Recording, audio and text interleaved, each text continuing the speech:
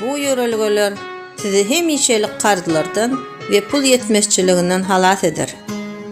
Anha birden niredendir elinize 20.000 manat pul düşündüğünü göz önüne getireliyim. Şeýdivem durmuşuňyzdaki ähli problemalaryňyz çözüldi.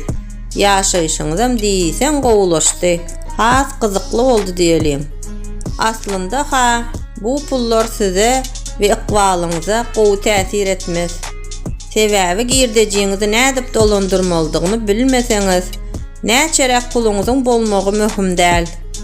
Olar gaty çalp tutar ve netijede uly kynçylyklary hem getirip biler. Bu videoda men puluňyzy nädip dolandyrmalydyňyzy, kreditlary nädip dogry almalydyňyzy we häzirki wagtda kardylaryňyz bar bolsa nädip tölemelidiňiz barada ädim